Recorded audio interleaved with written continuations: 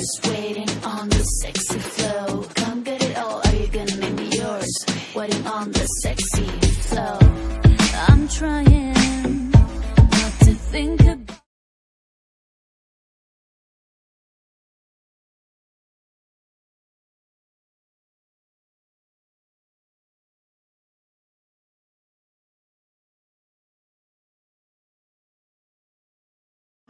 मेरा नाम इकरा है।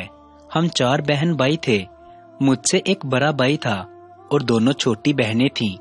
हम ज्यादा अमीर तो ना थे, मगर इसके बावजूद भी मुझे पढ़ने के लिए शहर भेजा गया था। मैं अपने चाचू और चाची के साथ रहती थी। चाचू की कोई औलाद न थी। चाचू और चाची दोनों जॉब करते थे। सारा दिन घर से बाहर गुजारते, शाम को घर आते थे, इसलिए मुझे खुली आजादी मिली हुई थी। मैं सारा दिन कॉलेज और एकेडमी में गुजार देती और शाम को घर आती। एक दिन मैं नहाकर निकली। कमरे में आकर अलमारी से कपड़े निकालकर पहनने लगी। मेरा पूरा जिस्म गीला था। अचानक मुझे बेचैनी होने लगी। मुझे अपने जिस्म पर किसी की नजर का एहसास हुआ कि कोई मुझे घूर रहा हो। मैंने फौरन बेड पे पड़ा टॉवल पकड़कर अपने जिस्म का गिर्द लपेट लिया। मेरी बेचैनी खौफ में बदलने लगी। चाचू चाची हर रोज की तरह आज भी काम पर गए थे और मैंने छुट्टी की हुई थी। मेरे अलावा तो कोई भी ना था। मैंने बाहर नजर दोहराई, मगर कुछ नजर ना आया। मैं कमरे में वापस आ गई, कपड़े पहने और एकेडमी चली गई। शाम को जब घर आई, चाचा और चाची आ चुके थे। अगली सुबह गर्मी बहुत ज्यादा थी।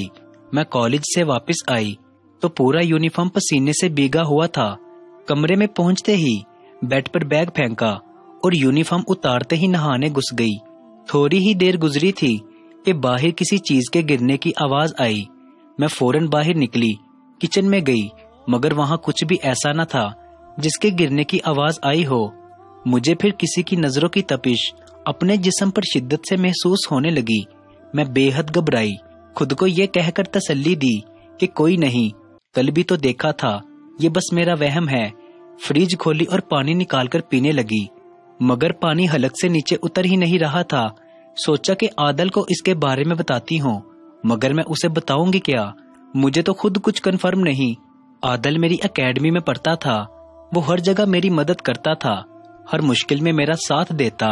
हम दोनों एक दूसरे से बहुत मोहब्बत करते थे और जल्द ही शादी भी करना चाहते थे।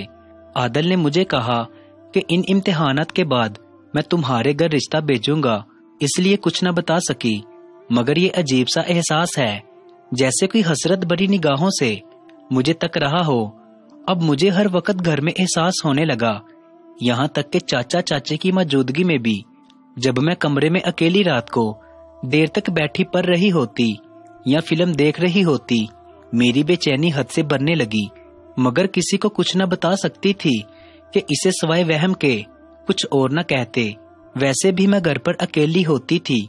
चाचा चाची भी शाम को थके आते और खाना खाकर कुछ देर बाद अपने कमरे में सोने चले जाते।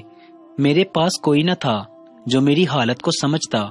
मैं कॉलेज और एकेडमी में भी परेशान और उदास रहने लगी। इस दौरान आदल मेरे और भी करीब आ गया। हर वक्त मेरे साथ रहता, मुझे पढ़ाई में भी मदद करता। इम्तिहान में अभी कुछ दिन बाकी रह गए थे।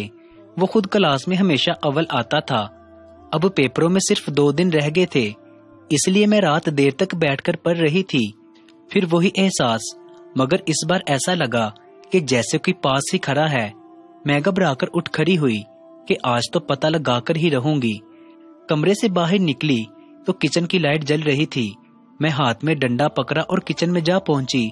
चाचू आप? हाँ बेटा, क्या बात है? चाचू गिलास में पानी भर रहे थे। मुड़कर मेरी तरफ देखा। हाँ बेटा, क्या हुआ? कुछ चाहिए था? चाचू मुझे इस हाल में देखकर बेहद हैरान हो गए।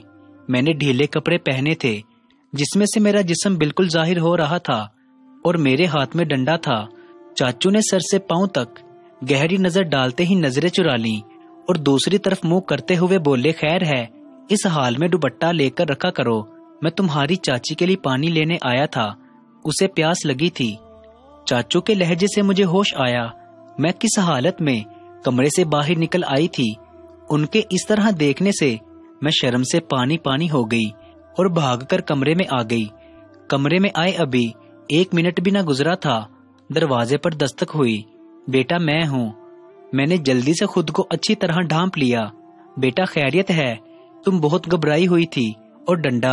چاچو مجھے کچن سے آواز آئی تو مجھے لگا کہ کوئی چوہا ہے۔ چاچو میری بات پر ہنسنے لگے۔ بیٹا ڈنڈا تو ایسے لے کر آئی تھی جیسے چوہا نہیں چور ہو۔ یہ کہتے ہی چاچو ہنسنے لگے۔ چاچو کے ہنسنے کی آواز سن کر چاچی بھی کمرے میں آ گئی۔ آپ ادھر ہیں؟ میری آنکھ کھلی تو آپ کمرے میں نہ تھے۔ بیٹا تم بھی سو جاؤ، رات بہت گہری ہو گئی ہے۔ نہیں چاچی، میرا پیپر ہے۔